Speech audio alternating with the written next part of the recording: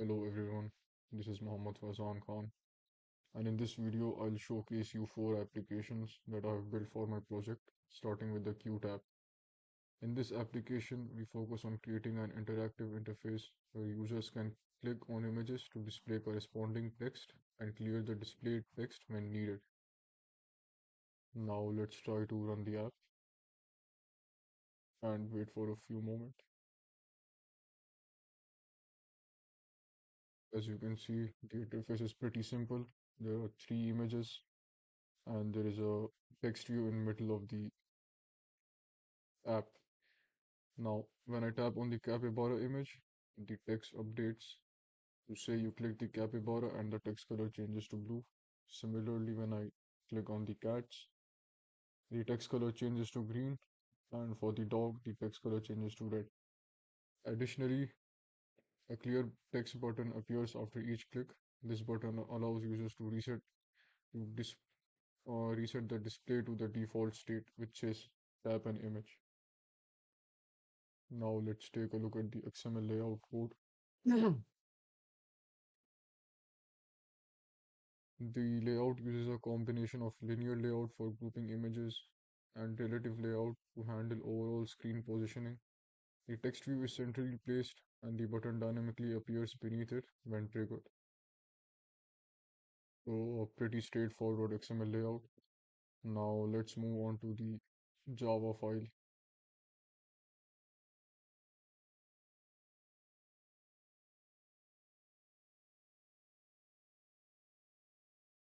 In the Java file, click listeners are used to handle user interactions. Each image has its own listener that updates the displayed message and text color. And for compatibility, I have used build version or SDK underscore int. It checks to ensure that the app works across different Android versions.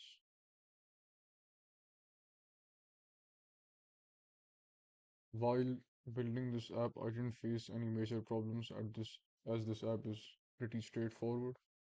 This app demonstrates the basics of event handling, layout design, and maintaining a simple user interface. It was a straightforward project. That's all for the Qt app. It's a small interactive application designed to engage users while showcasing the foundation of Android development skills. Now let's move on to the next app. And by the way, I'm using the Pixel 9 Pro API 35 emulator to run all the apps in Android Studio. This is the Pizza Order app, my second app. It allows users to customize their pizza with various toppings and calculates their total cost dynamically. Let's see while running the app.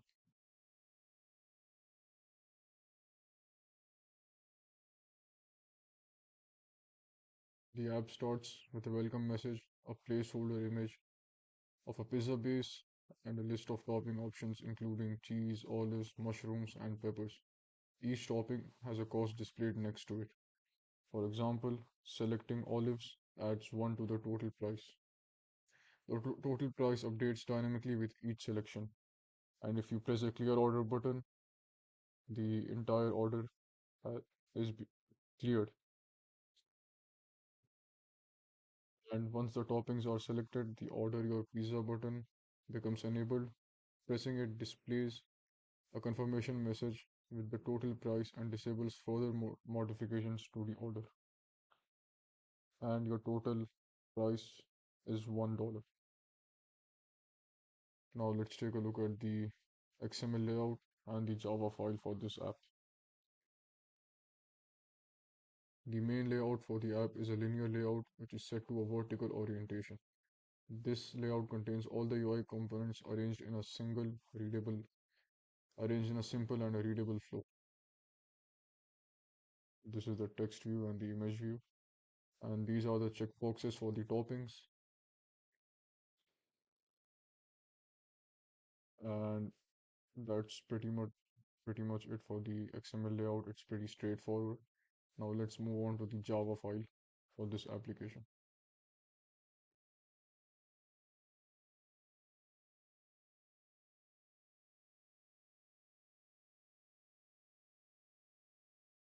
Each checkbox has a listener to handle the state change. When a user selects a topping, it triggers the listener, which updates the price and visibility of the toppings.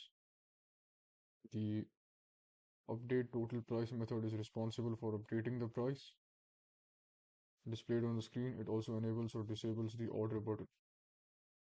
A challenge while making this app was managing the icon's visibility. Initially, the icons overlapped when unchecked. I resolved this by dynamically toggling the visibility of each icon using set visibility. This project helped me understand the importance of state management in a UI. Now let's move on to the next application. Now this is the catalog app. In this app, users can explore various animals by swiping through images and reading their descriptions. The app features easy navigation with buttons directly access any animal in the catalog. Let me show you while running the app. Here I can swipe through the animals. As you can see, I moved to chinchilla, then to guinea pig, and to the wombat. Or I can press the previous and next button for easy navigation. And if I want to skip a few animals, I can click the four images at the bottom and directly go from capybara to wombat. Now this app uses around three Java files. The main activity.java.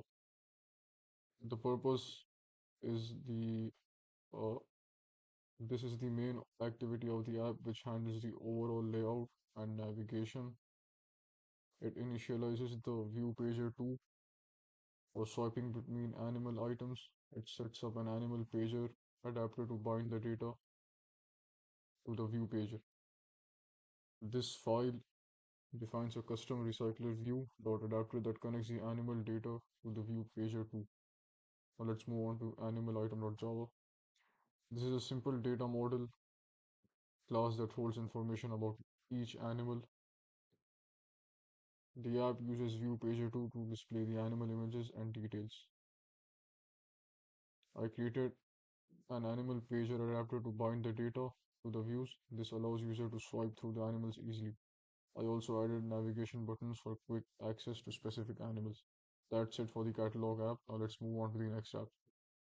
Before moving on to the next app, I'd like to tell you how I added the background.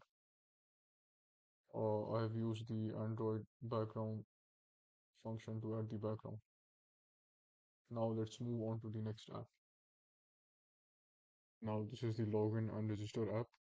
This app consists of several screens: login screen, registration screen, home screen, and user information screen. Let's see while running the app.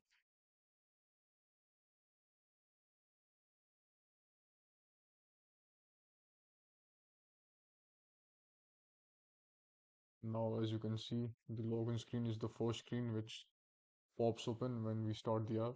Now let's try to enter any username and any password.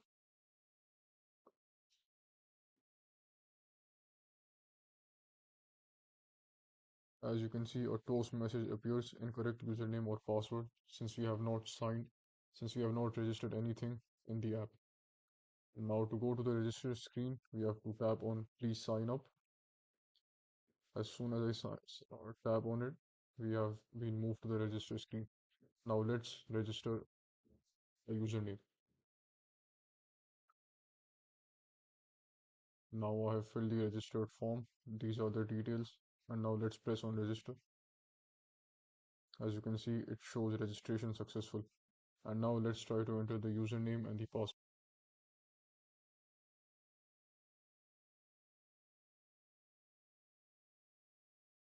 And now press on login. As you can see, I've entered the correct registered detail and I've been taken to the screen. And now as soon as I press logout, I'll be taken back to the login screen. There are four Java files in this activity: home activity, main activity, register activity, and user info activity. Let's take a look at the important codes in each of the Java files.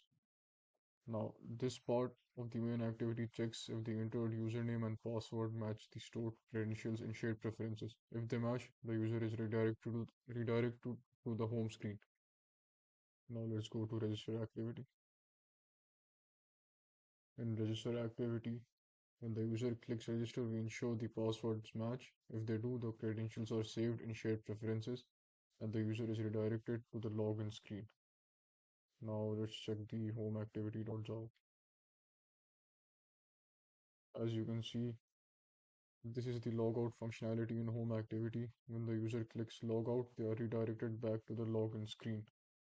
Let's check the user info activity.java. In user info activity, clicking the logout button takes the user back to the login screen. This is a simple navigation feature. Now these were the core codes of the Java files. As for the XML files, they are pretty straightforward as there is no images required in this application. I've also had made changes in the Android manifest file so that the app could run properly.